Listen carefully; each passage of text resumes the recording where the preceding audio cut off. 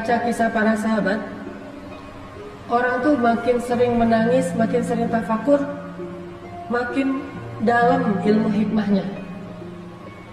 Orang kalau sering tafakur, terus di hatinya tuh dilembutkan dengan air mata, karena air mata ini membersihkan jiwa, membersihkan hati, sehingga makin lama makin lembut, peka banget.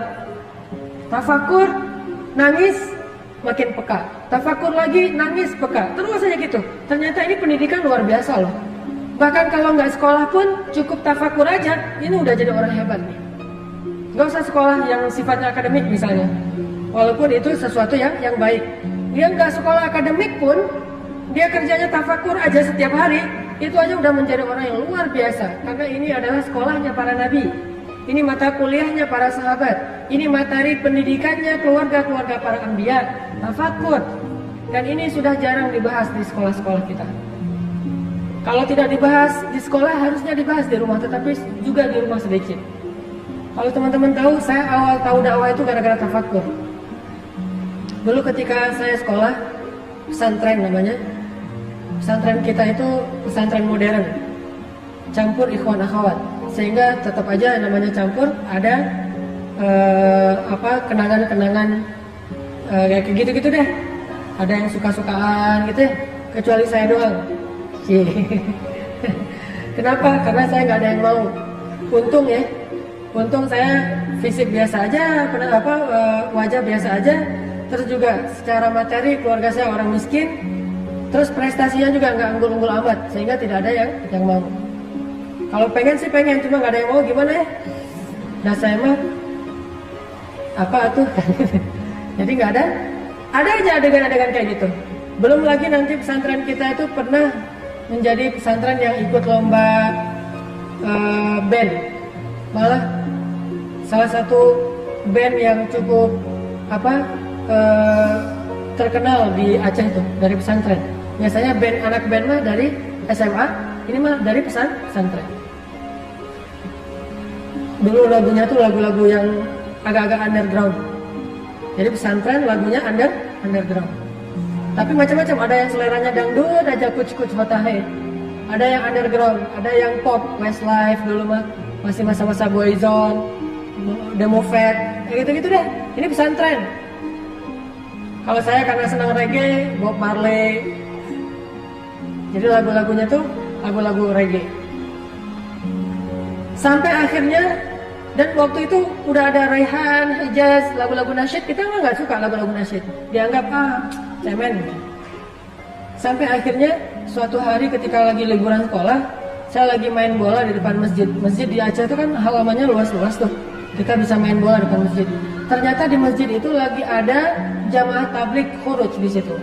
Kan jamaah tabligh mah khuruj antar masjid ke masjid ya, 3 hari, 40 hari gitu. Ada jamaah dari Pakistan lagi khuruj di masjid saya di Banda Aceh. Pas kita lagi main bola, pas istirahat habis main bolanya habis asar, mendekati maghrib kita istirahat, dipanggil sama salah satu amir jamaah dari Pakistan yang lagi khuruj di situ. Sini gitu, pakai bahasa Inggris. Come here. Akhirnya saya datang, duduk di sebelah dia senyumin aja, senyum orang soleh. Dari senyumnya aja udah nambah iman ya. Kalau senyum kita kan mematikan, ini senyumnya menghidupkan. Ada orang yang senyum mematikan hati, ada orang yang senyumnya menghidupkan hati. Makanya cewek-cewek kalau nge-posting, senyumlah yang menghidupkan hati. Senyumnya ditutup dengan cadar, jadi nggak kelihatan. Kalau senyum kita berlebihan, malah mematikan hati orang yang melihat. Ini orang soleh senyum ke saya, jadi saya kayak dapat ilham, dapat hidayah gitu. Oh, orang soleh ya gitu. Jadi orang yang di pesantren nggak tahu apa-apa tentang agama, hanya belajar teori saja. Saya tahu fikih sholat, saya tahu fikih puasa dan seterusnya, belajar fikih, tetapi tidak punya semangat yang baik, tidak menjadi orang yang soleh yang berimbang dengan ilmunya. Sampai amir atau pemimpin jamaah ini bilang ke saya sambil nunjuk ke langit. What's that in Indonesian? Apa itu dalam bahasa Indonesia, kata dia. Saya bilang langit. Kata dia, langit Allah cipta. Tunjuk ke pohon. Saya bilang pohon Allah cipta, kata dia. Dia cuma tahu bahasa Indonesia Allah cipta aja. Terus dia tunjuk, ada sapi yang lagi merumput di depan masjid. Itu sapi Allah cipta. Gitu aja terus, setengah jam Allah cipta, terus Allah cipta. Tapi setelah Allah cipta, saya ngerasa ada sesuatu yang beda di dalam jiwa saya. Jadi kayak orang yang baru sadar dan baru bangun dari tidur. Itu luar biasa, kerasa banget di hati kita. Ini namanya fiqhul qulub. Pemahaman yang paling baik itu dirasa di hati, bukan hanya difahami dengan logika. Dan itulah yang disebut dengan fikih dalam Islam. Dan itu tidak akan didapatkan kecuali dengan cara-cara yang Allah ajarkan. Diajarkan oleh orang-orang ahli hikmah, materinya adalah kebesaran-kebesaran Allah, dan akan sampai ke dalam hati. Bukan menambah wawasan. Wawasan apa orang saya juga udah tahu. Langit, orang saya yang ngasih tahu. Pohon, sapi, batu, segala macam, gunung, karena rumah saya itu dekat laut, dekat gunung. Jadi kita nggak bolan banget. Jadi anak kalau saya nonton si bolan tuh kayak nonton masa kecil saya. Kadang di laut, kadang di gunung. Kalau kita haus tinggal pergi ke kebun wakaf. Di Aceh tuh banyak kebun wakaf. Tinggal petik aja buah kelapa. Petik, manjat, petik sendiri, kupas sendiri. Banyak anak Aceh tuh ngupas kelapa itu nggak pakai golok. Ngupas kelapa pakai gigi. Kelapa muda dikupas pakai gigi, kayak ngupas mangga. Makanya kita nggak pernah ke dokter gigi, copot sendiri gitu. Langsung ngupas pakai gigi, terus digeprok gitu, udah aja minum air kelapa. Pokoknya si bolang banget lah. Jadi dekat laut, dekat gunung, gunungnya kelihatan, lautnya kelihatan. Tanya, laut, saya bilang Allah cipta karang, Allah cipta gunung, Allah cipta awan, Allah cipta, dan seterusnya. Lama-lama jadi kayak nambah iman sendiri gara-gara kalimat Allah cipta. Dia mengajarkan saya tafakur. Akhirnya sejak saat itu saya mulai rutin khuruj, ikut jamaah tabligh. Namanya khuruj pelajar, setiap bulan 3 hari. Setiap bulan khuruj. Sampai di Mesir saya masih khuruj. Baru saya berhenti khuruj, walaupun tetap berteman dengan teman-teman jamaah tabligh, tetap respect dengan dakwah mereka, gara-gara ada insiden di Mesir. Bukan insiden dimarahin orang. Kalau insiden dimarahin orang udah sering lah, namanya tabligh ya, biasa dimarahin orang. Ngapain kamu segala macam? Masya Allah gitu aja, kita mah nggak ngelawan nih. Baru ada insiden yang buat saya berhenti itu apa? Saya lagi bayan. Saya di Mesir itu kelas tahun kedua lah, semester 3. Tahun kedua di Al-Azhar. Saya bayangkan di tabligh mah kalau lagi di masjid ada namanya bayan, ceramah di depan. Saya bayan 1 jam. Setelah selesai bayan ada seorang bapak-bapak salaman sama saya. Assalamualaikum, waalaikumsalam. Dia ternyata tadi itu duduk di depan saya. Siapa namanya? Saya sebutin. Dari mana? Dari Indonesia. Oh, belajar di mana? Di Al-Azhar, saya bilang. Kata beliau, saya ini belajar di Al-Azhar, profesor kamu. Wah, ternyata yang dengar bayan saya adalah dosen saya sendiri, cuman beda semester gitu. Dosen tafsir Al-Quran semester terakhir. Yang nanti saya akan ketemu beliau. Kalau nanti udah semester terakhir. Saya itu dosen kamu di Al-Azhar. Nih ya, kamu tuh tadi pas bayang banyak salah. Banyak informasi yang keliru, banyak hadis-hadis yang gak kayak gitu, banyak tafsiran yang keliru dan seterusnya. Oh gitu Prof, maaf saya nggak tahu segala macam. Makanya kalau kamu mau belajar, udah aja nggak apa-apa kamu khuruj, nggak apa-apa kamu berdakwah, tetapi jangan bayan dulu, karena bayan itu menyampaikan ilmu. Kalau nggak paham bisa membahayakan orang yang mendengar.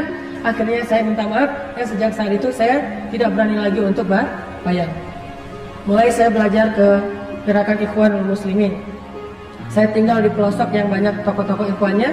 Salah satu guru ikhwan saya, Profesor Dr. Abdurrahman Uwais, meninggal dalam kudeta militer di Mesir, dan mudah-mudahan mendapatkan pahala syahid. Dan foto beliau tersebar di koran, saya tahunya di Indonesia, beliau ditembak. Dan itu orang soleh banget, udah soleh baik lah gitu. Setiap beliau nggak pernah mengambil gajinya di kampus. Diambil sih 1000 pon, tetapi setelah diambil langsung dibagi-bagi kepada mahasiswa. Saya sering dibagikan gaji beliau. Tanya, kalau udah gajian langsung pergi ke kos-kosan mahasiswa Indonesia, nanya, anak-anakku udah pada beli buku belum? Belum, Prof gitu. Ini beli buku, udah aja dibagi-bagi untuk beli buku kuliah. Udah pada bayar uang kuliah belum? Belum, bayarin kalau yang nggak dapat beasiswa.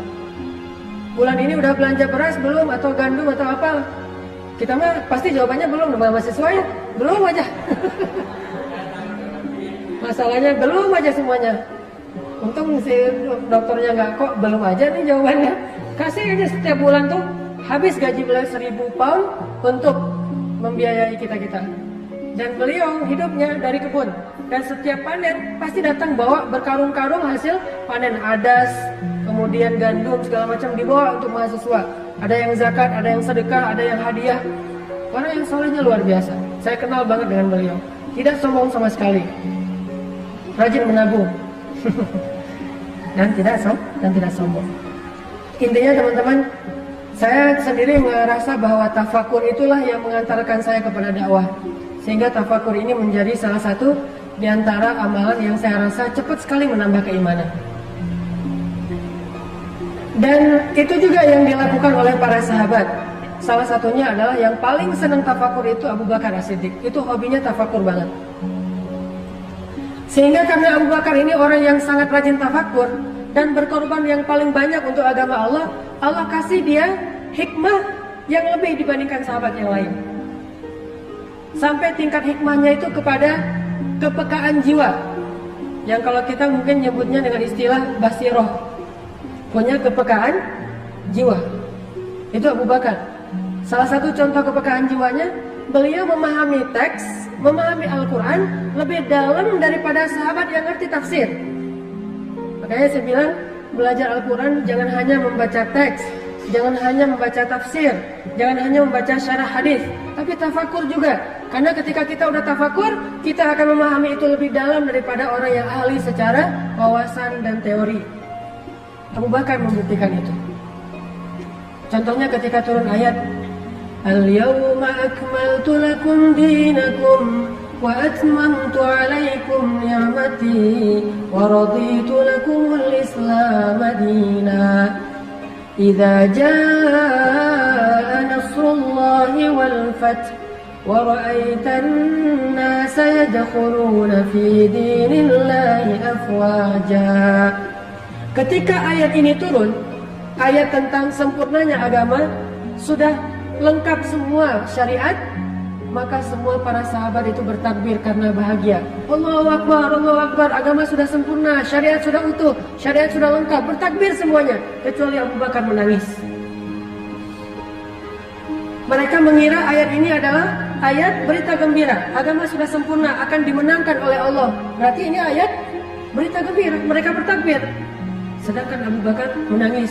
Lalu orang-orang bertanya, "Ma yuki kayak Abu Bakar? Kenapa engkau menangis wahai Abu Bakar?" Abu Bakar mengatakan, memang ini adalah ayat berita gembira. Tetapi di sisi yang lain, ketika Allah sudah menyempurnakan agamanya, berarti tugas Nabi sudah selesai. Dan jika tugas Nabi sudah selesai, berarti sebentar lagi Nabi akan kembali kepada Tuhannya dan akan berpisah dengan kita. Baru para sahabat menangis semuanya. Jadi loadingnya beda. Kalau Abu Bakar tuh nggak ada buffering, cepat gitu. Kenapa nggak ada bufferingnya? Loadingnya cepat karena beliau punya kepekaan jiwa yang lebih dan memahami teks lebih dalam daripada orang ahli tafsir. Ibnu Abbas saja nggak sepaham itu. Padahal Ibnu Abbas ini hibrul ummah, ahli Al-Quran. Salim Maula Abi Huzaifah, hamil Al-Quran. Ibnu Mas'ud, qari'ul Quran, qari'nya Nabi SAW. Tetapi ketika turun ayat ini, mereka memahami secara teori. Abu Bakar memahami apa yang ada di balik itu, namanya hikmah. Karena hikmah itu sesuatu yang di baliknya, yang tidak akan terlihat hanya dengan pemahaman teoritis atau ilmiah. Itulah Abu Bakar As-Siddiq. Baru mereka pada nangis. Gitu juga ketika turun ayat idza jaa nasrullahi wal fath, saat Fathu Makkah. Ketika Fathu Makkah, semua orang waraitan nas yadkhuluna fi dinillahi afwaja. Orang berbondong-bondong masuk Islam. Bahkan yang dulunya memusuhi Islam sekarang menjadi pembela Islam, seperti Ikrimah, seperti Sofwan, seperti Suhail. Banyak orang-orang yang benci pada Islam sekarang menjadi pemeluk Islam. Sehingga seolah-olah dakwah ini sudah berada di puncaknya, sudah menang.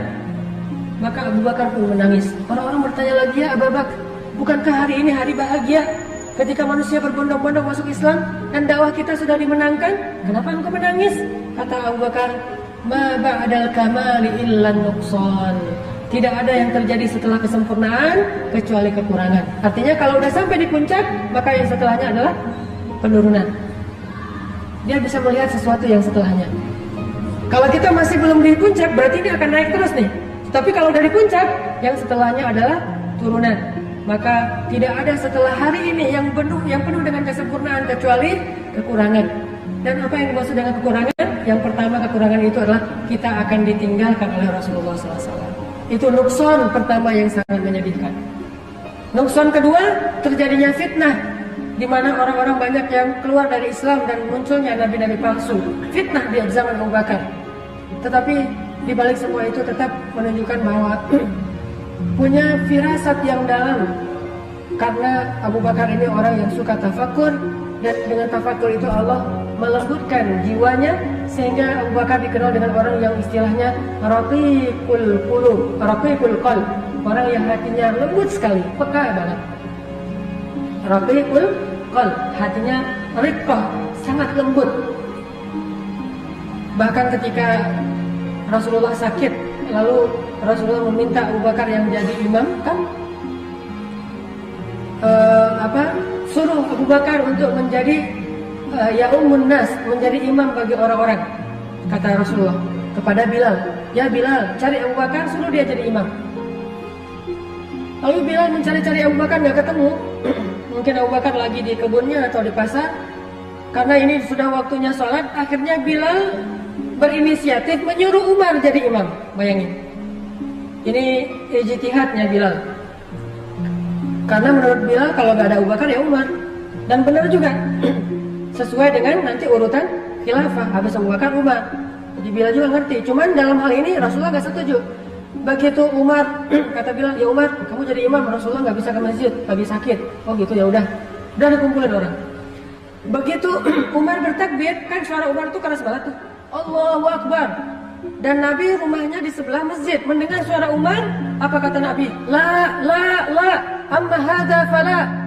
Jangan, kalau yang ini jangan, kata Rasulullah. Teriak dari dalam rumahnya. Langsung Umar membatalkan sholat, jadi Bilal dipukulin Bilal sama Umar. Lo, ngapain lo nyuruh gua jadi imam? Rasulullah aja gak setuju, kata Umar.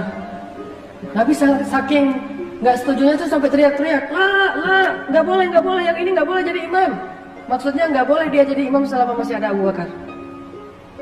Akhirnya Umar langsung balik badan nyari. Kok Bilal?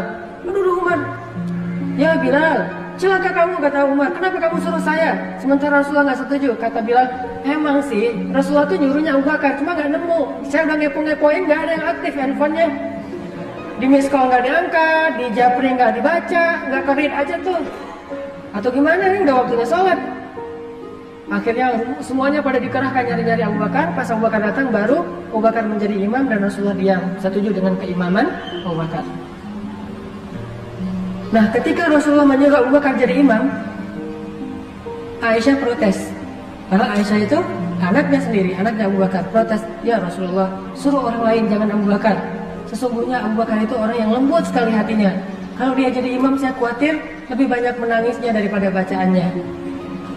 Bayangin, baru Bismillahirrahmanirrahim, Alhamdulillahirabbil alamin, udah aja nangis.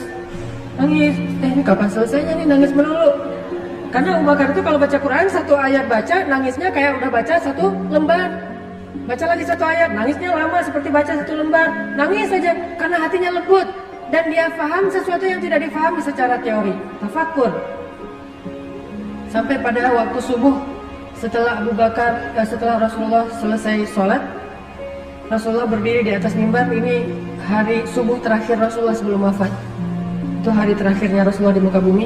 Rasulullah berdiri dalam keadaan lemah, keringetan, lagi meriang berat, dan itu sakit keras beliau memaksakan berdiri. Dan Nabi mengatakan, wahai kaum muslimin, sesungguhnya ada seorang hamba Allah yang diberikan pilihan oleh Allah antara kembali kepada kekasihnya atau tetap bersama keluarganya. Maka hamba itu pun memilih untuk kembali kepada kekasihnya karena dia rindu kepada kekasihnya. Langsung Abu Bakar yang duduk di depan mimbar nangis. Umar terus menoleh Abu Bakar. Abu Bakar, ngapain nangis? Bisa aja itu yang dimaksud adalah Bani Israel, laki-laki itu adalah Bani Israel. Jadi Umar memahami Nabi lagi berkisah nih. Ada seorang laki-laki yang diberikan pilihan mau kembali kepada kekasihnya atau tetap bersama keluarganya. Dia memilih kembali kepada kekasihnya karena tidak tahan dengan rindu kepada kekasihnya. Oh, ada ya Bani Israel. Kirain sama Umar Bani Israel orang soleh. Lalu Abu Bakar mengatakan, ya Umar, tahukah kamu siapa laki-laki itu?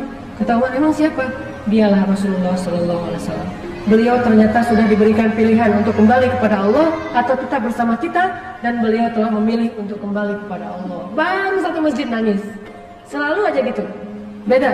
Yang satu udah nangis duluan, yang lain, oh ya udah nangis deh. Jadi, nangisnya nunggu komando dari Abu Bakar.